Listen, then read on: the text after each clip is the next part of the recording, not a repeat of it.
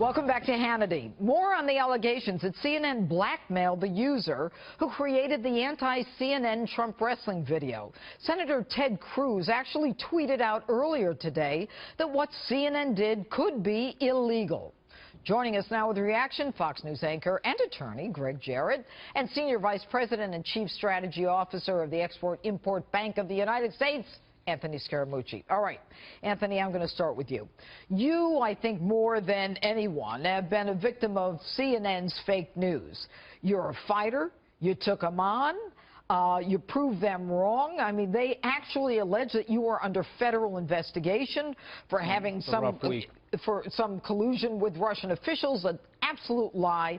You had to put yourself to the task of making it clear that it wasn't true. You could have sued them for a fortune and owned half the place. Why didn't you?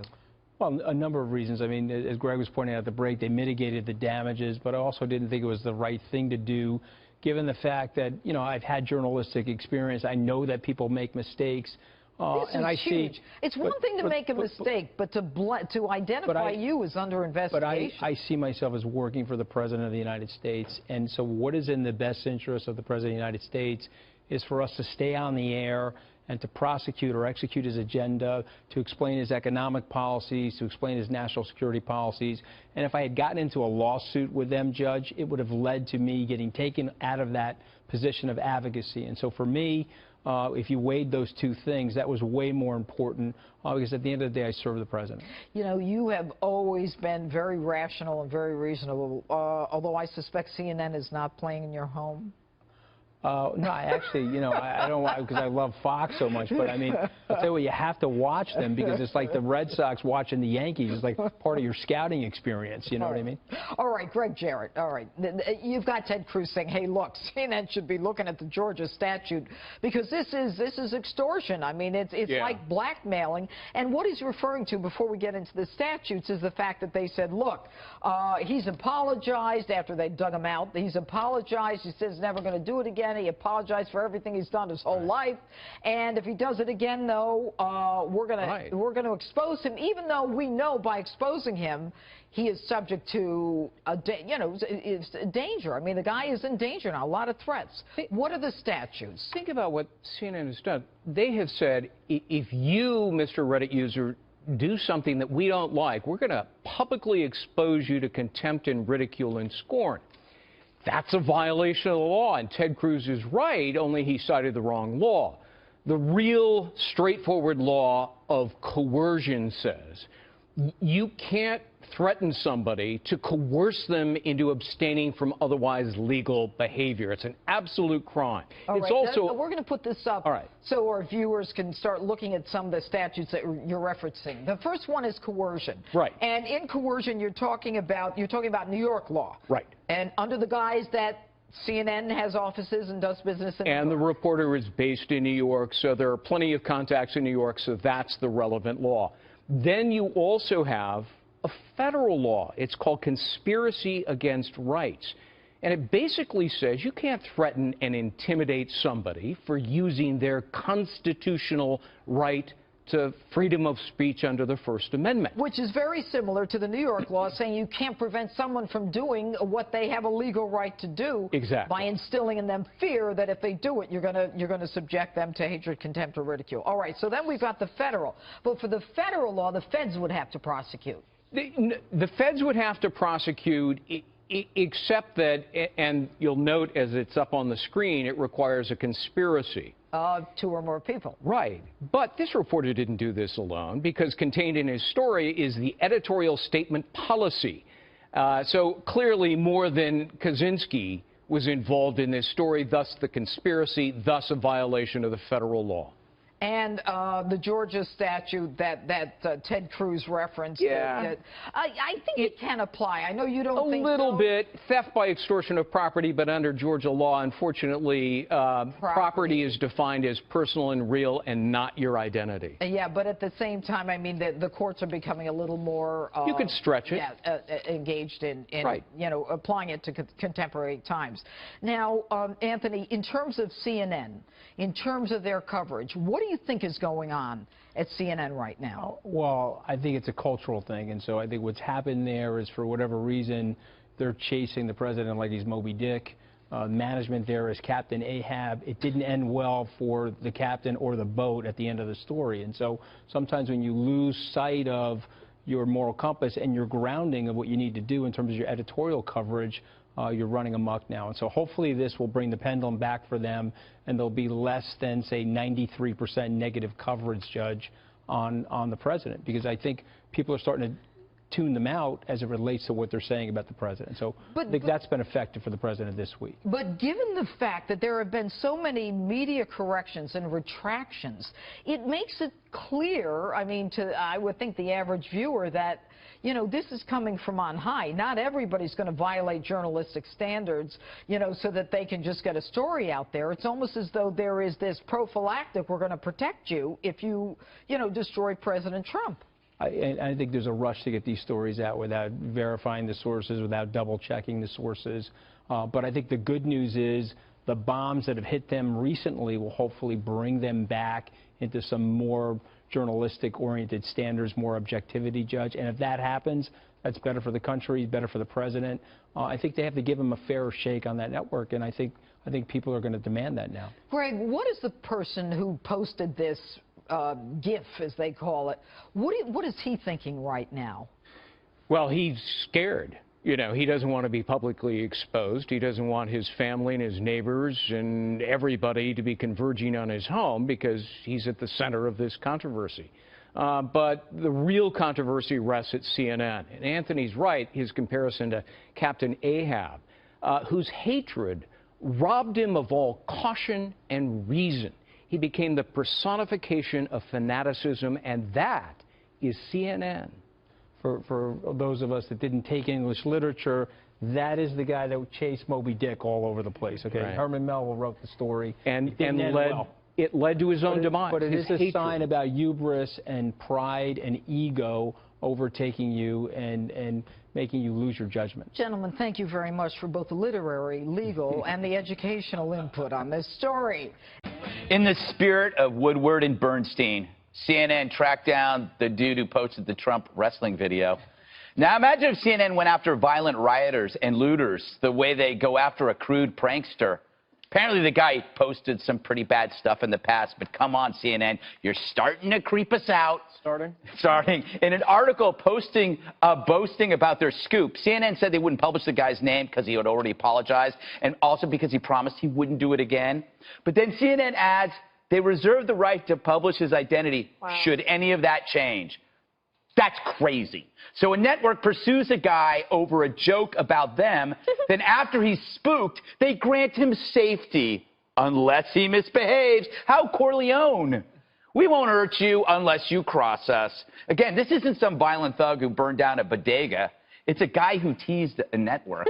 Why would CNN do this? Is it to keep others from making fun of them? Yeah. In a statement, CNN claims the guy apologized before speaking to the reporter, as if being contacted initially by CNN wasn't the catalyst.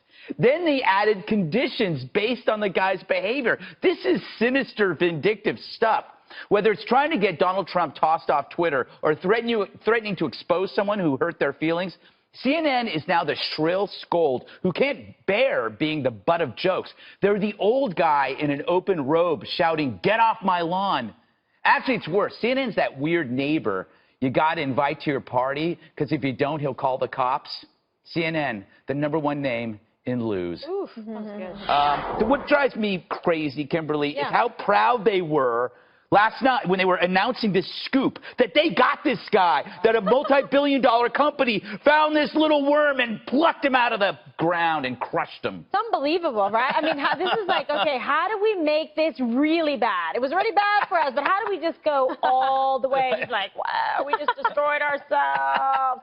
Okay, so now they're HNN. Humorless News Network. Right. Like, you're scared of a wrestling video with like a CNN blockhead dancing around. I've never even heard of anything like this. It's so nuts, right? No, it's and then crazy. you publish that to be like, dude, we're awesome. Yeah. And then you're like, we're threatening people.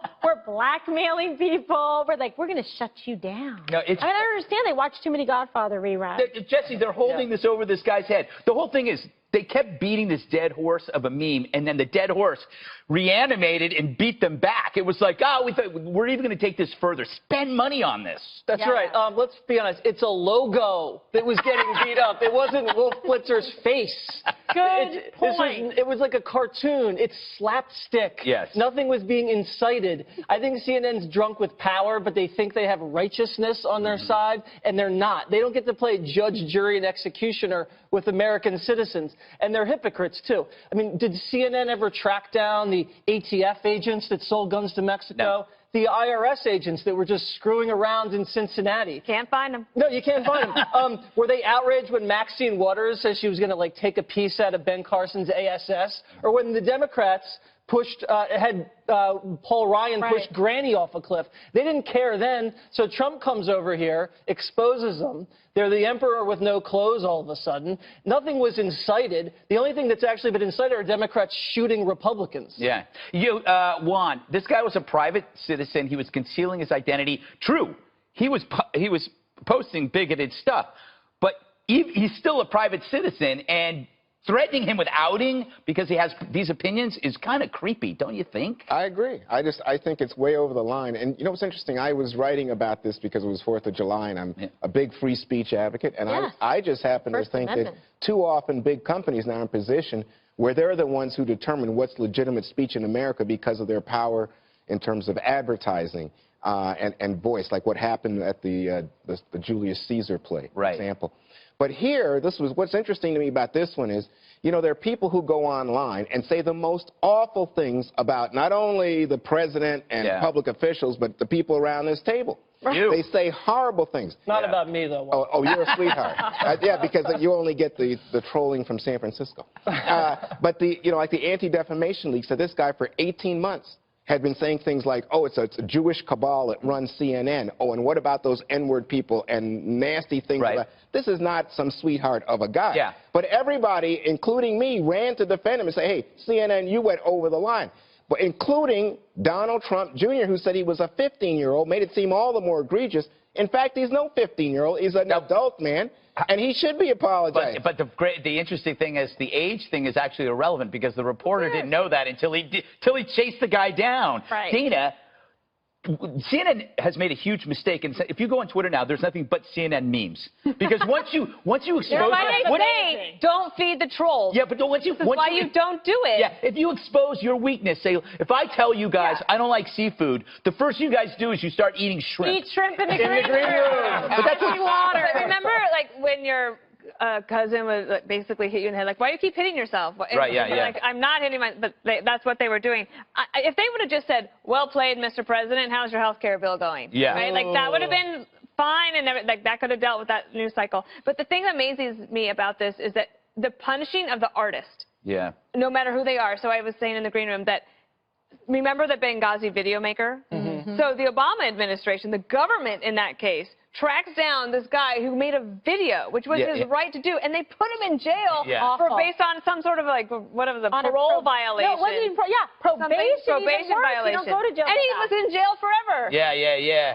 He was, and that was basically, instead of blaming terror, blame a video. Instead of just taking your lump with this, you go after to find some kid. And it doesn't even matter who does the meme. The meme has a life of its own. That's what happens in the internet. You don't know where it comes from. And you don't think Trump is going to now retweet a bunch of these anti-Semites? He's probably got a bunch in the hopper right now ready to go. Did you see the Breitbart one with the Andrew Breitbart? But I'm curious, you guys don't see anything wrong with Trump posting this video, this juvenile video? Come on, Jon Stewart made fun of Republicans for years, and CNN just kissed his butt. And then all of a sudden, Trump mocks CNN, and they're outraged? Come on. The President of the United States puts out, I mean, you know, it's just to me seemed like he was sticking it to CNN. Modern-day presidential one. Hang on. Sticking it to American media. You've had I forget what state it was, the candidate, the special election, was it Kansas or something? Georgia? But who Juan, that's my point. in the report, That's actually, Montana? and actually, you're Wrestling's supporting my fake point. one, by the way. That wasn't real. He's when he's supporting my buying point. reporter, that wasn't fake. Women everywhere are going to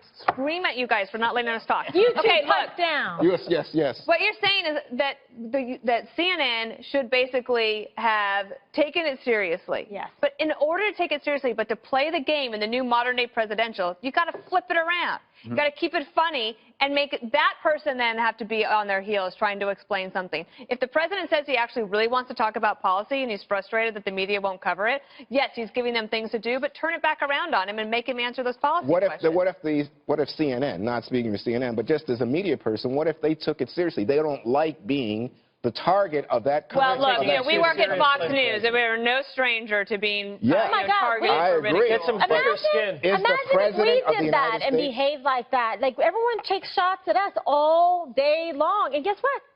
Fantastic. By the way, we're going to... CNN stepping on the throat and the neck of the First Amendment here. I didn't see President Obama throwing us on the ground. Oh, man, he mentioned FNC all the time. He talks about us all the time. But he wasn't trying to be funny about it. No, Trump is being funny. Yeah. He was throwing shade at us left and right. He also tapped Ian Rosen's phones, too, so he was targeting us a little bit. The other thing, too, about this story, CNN, according to the Daily Wire, may have actually targeted the wrong person. This might not be the original. The guy originated the meme. So they're going after the wrong guy. Apparently, allegedly. I just got two Call the sources. Innocence Project.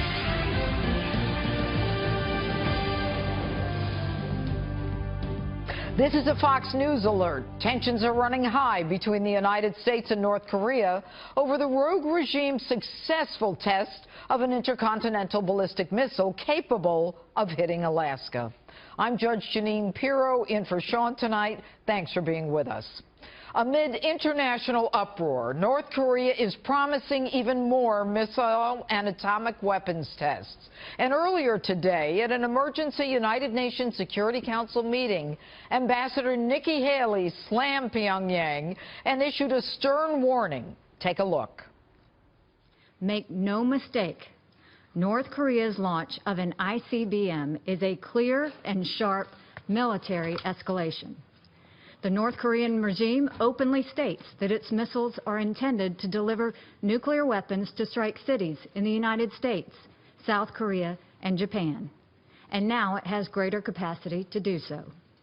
In truth, it is not only the United States and our allies that are threatened.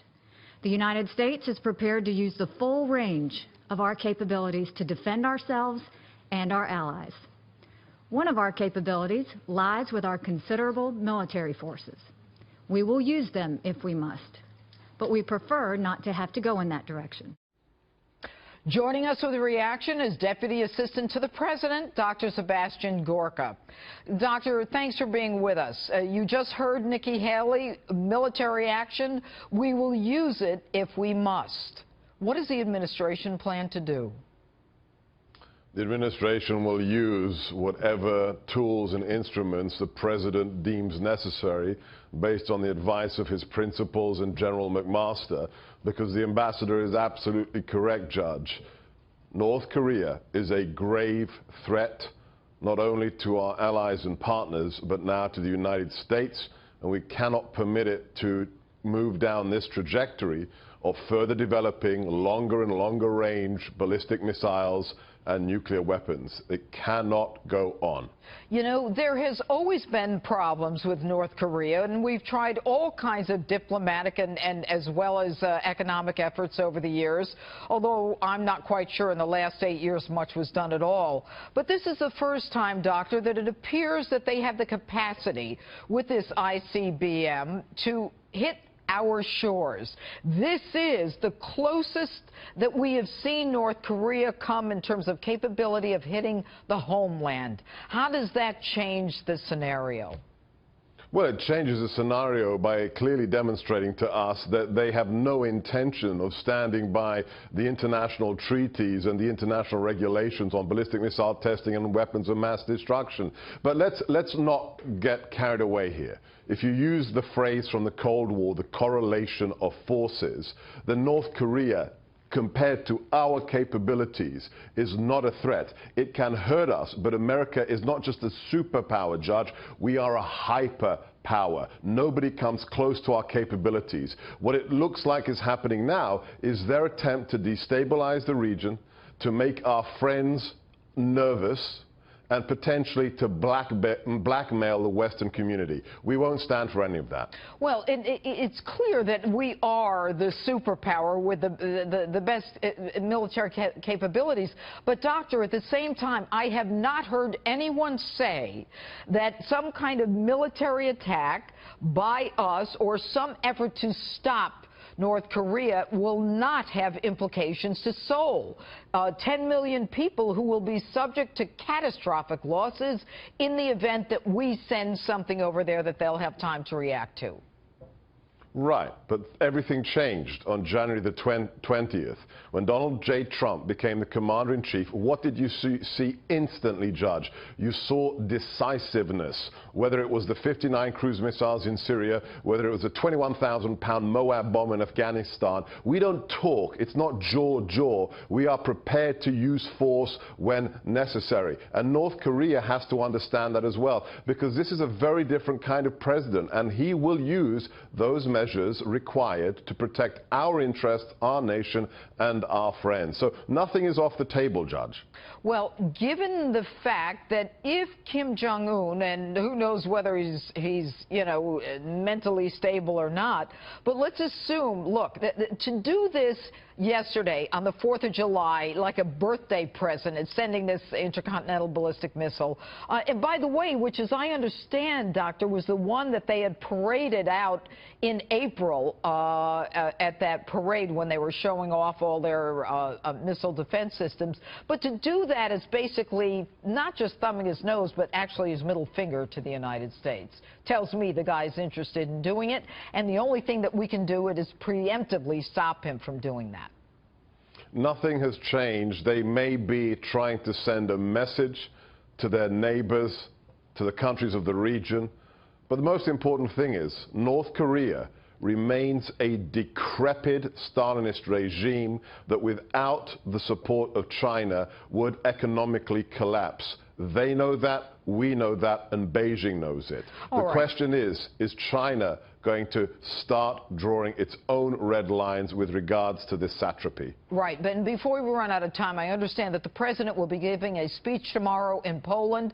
Can you give us an idea of what to expect? All the viewers have to listen to this speech. It's going to be 7 a.m. It will be a barnstormer. The president will be at the monument in front of the Warsaw Uprising, reaffirming Western civilization, Christian values, the role of Poland in resisting fascist and communist dictatorship. It will be an amazing, historic speech, Judge. All right, Dr. Gorka, always great to have you on. Thanks for joining us tonight. Thank you. President Trump is in Poland now ahead of the G20 summit in Germany. He made brief remarks on the missile launch before his departure.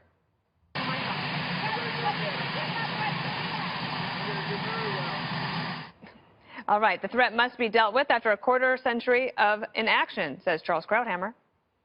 What the North Koreans have done is to cross the Rubicon. I mean, this is an entirely new phase. What's happened today is that for 25 years, successive administrations have kicked the can down the road.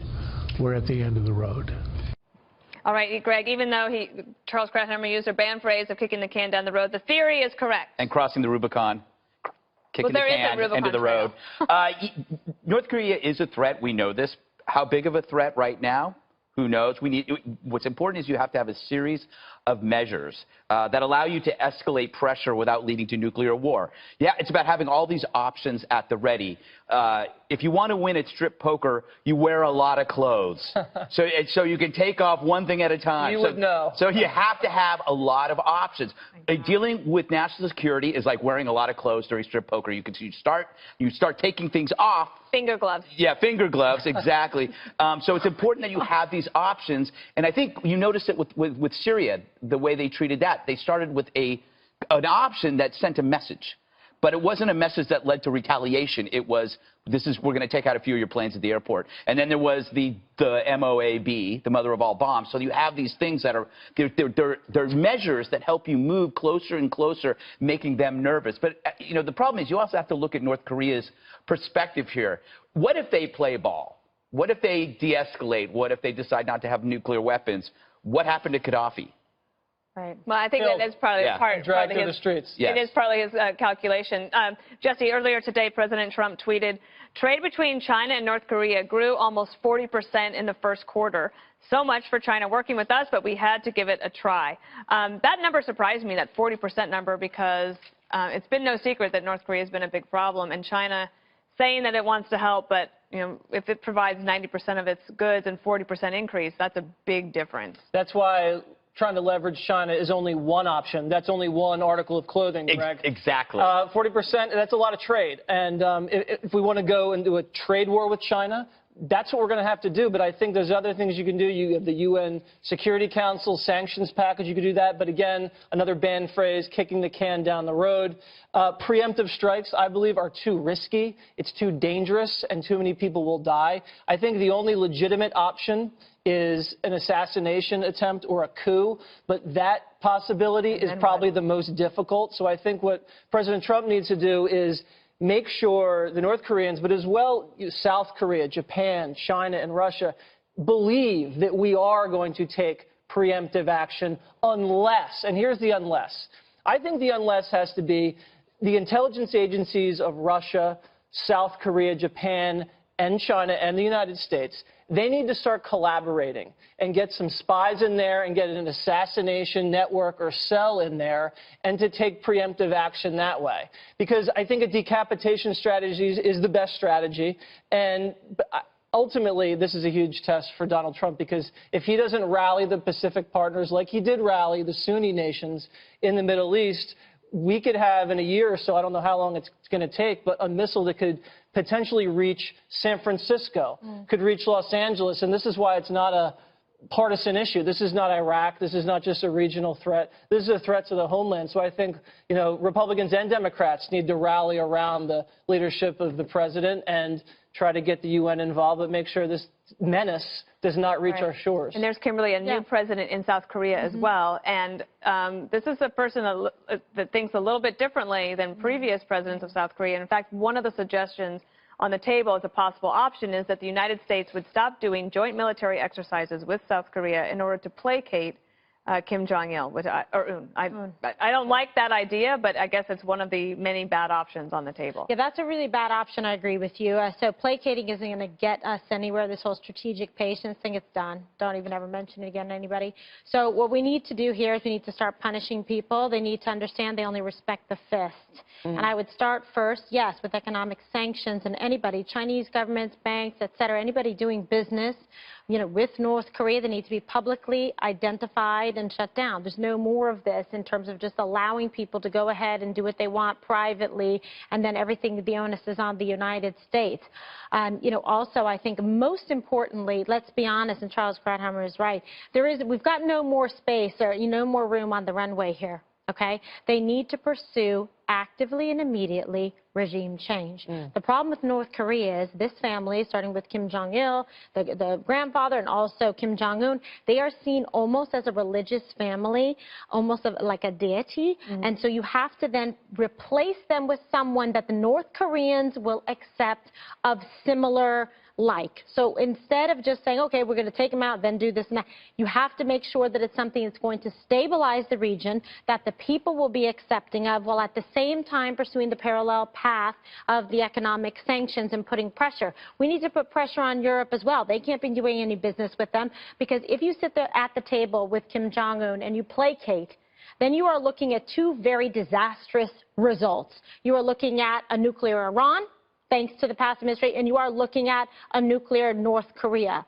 Those are both untenable options. So you can't do that. Put pressure on Europe, because they don't want a nuclear Iran that could reach them as well. They're also sitting ducks. So we have to work together cooperatively to put a stop to this. And I think there really is the will to do this in this current administration. There certainly is with our Secretary of State, Rex Tillerson, who also is really not going to suffer any fools in saying enough is enough. Well, and this is a subject that you've covered for years as a journalist when you were at the Washington Post, NPR, and then at Fox News.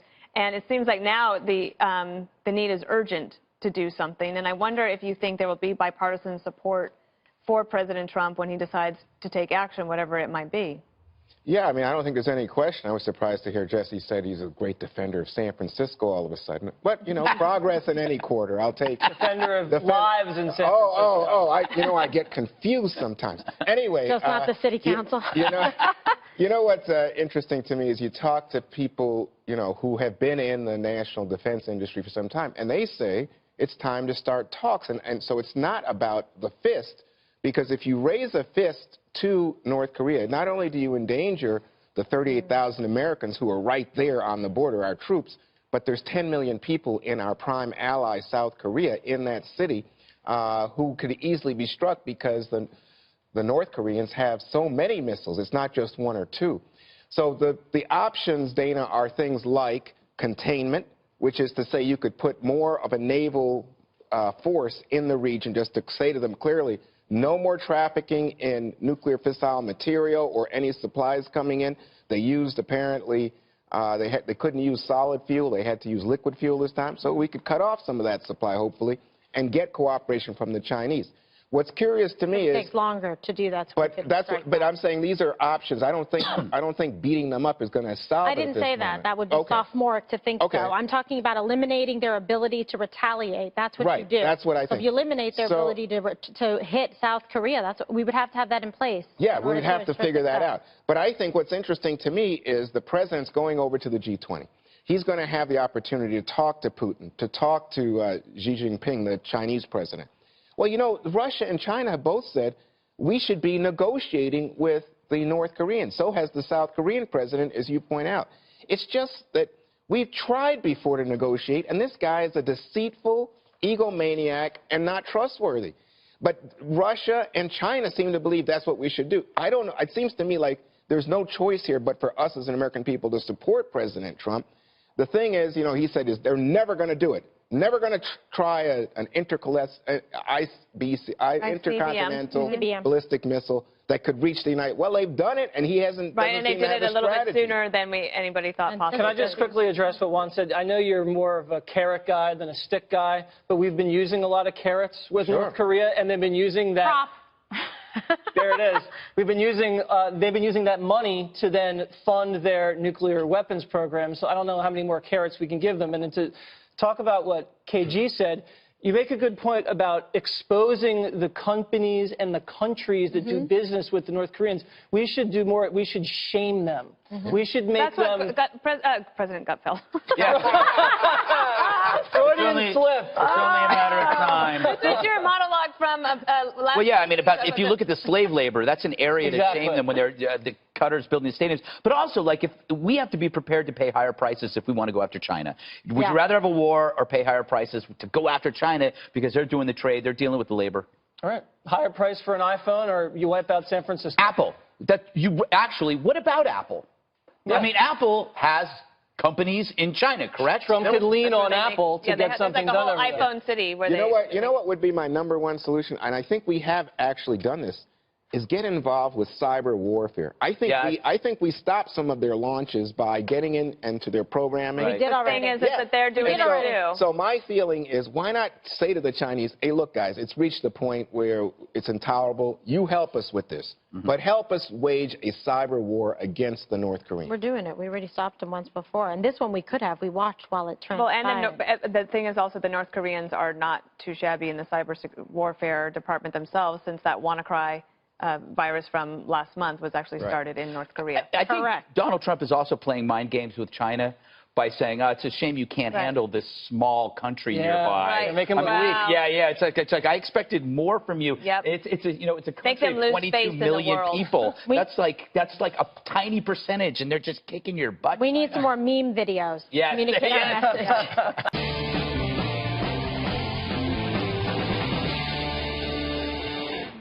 Well, good evening and welcome to Tucker Carlson Tonight. We'd hope to be off the Twitter beat by now. since there was actual news happening in the world, but there was a development in the president's ongoing feud with a certain cable news outlet that we felt was revealing enough to bring you details of tonight. Remember that professional wrestling video the president tweeted out the other day, the one with the CNN logo superimposed on the face of the villain? How could you forget that? Well, we interrupt this broadcast for some breaking news, because CNN had its own crack investigative team working through the night to hunt down who made that seconds-long piece of tape, because nothing is more important than that. And in the end, of course, they found out. We'll let them explain what happened next. The Reddit user behind it posted his apology after CNN identified and tried to contact him. He apologized for some of his other posts that were racist and anti-Semitic. Now, CNN is not publishing the user's name because of his apology, his removal of all the offensive posts, and his pledge not to repeat this behavior on social media. Well, there's a lot to unpack here. First, one of the biggest news organizations in the world spent a ton of money and a ton of time trying to find out who made this video. Now, you probably don't care who made it, because why would you care? Some guy on the internet, crushing him is not that important. But CNN felt it was vital. Why did they feel that way? Because in politics, all dissent merits a response, even if it was a joke. Whatever it takes to beat your opponent, in this case Trump, is worth doing. So this is Oppo research posing as journalism. Then there's the question of this guy's name. CNN is keeping it secret. Why are they doing that? Well, as you just heard them explain, because the man in question has apologized and promised he'll never do it again. Wait a second. When did CNN become a law enforcement agency or a religious order? Since when is it CNN's job to police the internet for immorality, to spare punishment in return for repentance? Maybe they'll start selling indulgences next. But that was just the first explanation for why they're withholding the name. CNN later announced that it has, quote, decided not to publish the name of the Reddit user out of concern for his safety. But that turned out to be an even more problematic explanation, since the network had already announced that if the naughty internet guy in question ever got naughty on the internet again, for example, by, I don't know, criticizing CNN, then they'd release his name, which by their own description might imperil his life, which to a lot of people seemed pretty much like blackmail. Do as we say or we'll hurt you. Conventional news organizations don't typically make threats like that, ever. So it was not a tough day for CNN today. One of their morning show anchors may have come up with the simplest answer of all. Let social media decide what to do about this guy's identity. Twitter, the perfect forum for thorny moral questions. Here's the quote. Should CNN reveal name of Reddit user who made Trump wrestling video? That's a tweet from Chris Cuomo. Quote, had a lot of bigoted and hateful material on page and website. Okay, so releasing this guy's name would endanger his safety, but then again, he's got, quote, bigoted and hateful material on his website, so maybe he deserves it. You decide, citizens of Twitter. Spare or kill him, your call. This is getting grotesque. We were all better off when CNN stuck to wars and hurricanes and missing airplanes. Mark. Let's bring in Mike Huckabee, former presidential candidate and former governor of Arkansas and Fox News contributor. Governor, Kristen was just talking about how our current president was talking about how the last president knew in August that Russia was meddling and didn't do anything about it. He said because they thought Hillary Clinton was going to win and they didn't want to rock the boat, essentially. Do you think that's what was going on? It appears that it was, Steve, and the big question remains, why didn't the previous administration sound the alarm? Why didn't he send notices out to the election officials in all 50 states saying, be on the lookout for attempts to hack into your electronic voting systems? Why didn't he say to the entire nation, we have indications that information is being spread falsely about the election? He didn't have to say it was for or against a particular candidate, because we really don't know exactly what it was intended to do. But why didn't he say that? Because he didn't think it was a big threat. The best we know is that sometime in September he said to Putin, hey, you guys, cut it out. Now, that's it. That was all there was. And for us to now be acting like that this was the most amazing, biggest, colossal thing that ever happened in the history of American politics is absurd. I laugh because the people are saying, why does the president keep bringing this up? It was one of the questions the press asked him. So, of course, he's got to go back there, even though he's in Poland on the cusp of his first G20 announcement, on the cusp of his first bilateral with Russia. That's what you choose to talk about. But in the big picture, I'm struck, Governor, because you're so politically savvy about the president. A lot of people talk about the president, his tweets and his approach, and they say it's so unorthodox. It's not like any other president. But when it comes to North Korea, Russia, Eastern Europe trade, and missile defense, he's very strong, but he's no bluster. There's no bluster about the Patriot missile, no bluster about LNG, no bluster about the bulk up of armed forces and tanks at the eastern border. But he's doing it. I think that's what's significantly missed by a lot of the mainstream media. They just fail to recognize not only the economic changes that have happened in the country for the good here in America, but you mentioned the Patriot missiles for Poland. That sends a real signal to the Russians. Stand back. You're not going to be able to just come and invade Poland. The Polish people are wonderful people. They fought hard. They put up resistance against the Nazis and against communists. They were the first to be invaded by the Nazis. They later were some of the most important ones to break the throes of communism in Eastern Europe. These are people who understand what freedom means. And President Trump has, I believe, spoken to their heart, to their character, their soul. But, Brian, you point out something I think is very important. This is not a president that says, here's what the limitations are, and here's when you've stepped across it, and here's exactly what we're going to do. That's good leadership because it doesn't tell your enemy exactly what to expect and when to expect it. Governor, was it smart of him to go to Poland? Clearly the crowd loves him there. You saw Kristen Fisher hold up the magazine, and we know that there were invitations put up on the embassy's website saying, all Poland, come one, come all, come and listen to my speech today. He did have messages. I mean, he starts this second foreign trip basically by giving a press conference there in Poland. He had a message for Russia, several messages to Russia. You're not going to have the monopoly on natural gas. He also had a message to NATO. I'm not going to protect you. America's not going to pour money into NATO. And Poland's not going to pour money into NATO. And you can't expect us to protect you if you're not paying your fair share, too. There were several messages, but going back to my original question, was it smart for him to start this second foreign trip there in Poland? I think it absolutely was for a number of reasons, some of which you just outlined. But look, let's put it this way. I don't care if you're a politician or a rock band. You want to go where the crowd wants you to be. That's right. And in Poland, he's able to go there and say to them, hey, thank you for paying your fair share of NATO. Most of your neighbors don't, but you do. He can say something very positive, and I think our relationship with the Polish people is strengthened by this. And again, I want to say, the Polish people are an exceptional people. Their culture, they're hospitable, they're good to Americans, they're wonderful people, and I can't think of a better place for Donald Trump to begin this tour than Poland. I'm glad he did it. How about the close-up of Mayor Rudy Giuliani? I don't know if you could see from your monitor, Governor, but we have not seen the mayor from New York City in quite some time, and he popped up in Poland. So he's in attendance there. Governor, apparently, as we look at some of the live pictures out of Warsaw, they are there at the War Memorial, and they're going to use the story of the Polish resistance as a new rallying cry for the Western civilization. It's a monument to the 150,000 Poles who died trying to drive the Nazis out of Warsaw. So that's the big speech that he's going to give in about 20 minutes. One of the issues he did address, though, during the brief bilateral press conference was the whole CNN logo smackdown tweet that the whole planet seemed to have a meltdown over a couple of days ago. People either thought it was hilarious or horrific. Here's the president's answer regarding fake news. I want you to hear it and then get your reaction. Listen to this. What CNN did was unfortunate for them. As you know now, they have some pretty serious problems. They have been fake news for a long time. They've been covering me in a very dishonest way. Do you have that also, by the way, Mr. President? What CNN and others, I mean, not others, NBC is equally as bad, despite the fact that I made them a fortune with The Apprentice, but they forgot that. But I will say that CNN has really taken it too seriously, and I think they've hurt themselves very badly. Very, very badly. And what we want to see in the United States is honest, beautiful, free, but honest press. We want to see fair press. I think it's a very important thing. We don't want fake news. And by the way, not everybody is fake news. But we don't want fake news. Bad thing. Very bad for our country. It is indeed, right, Governor?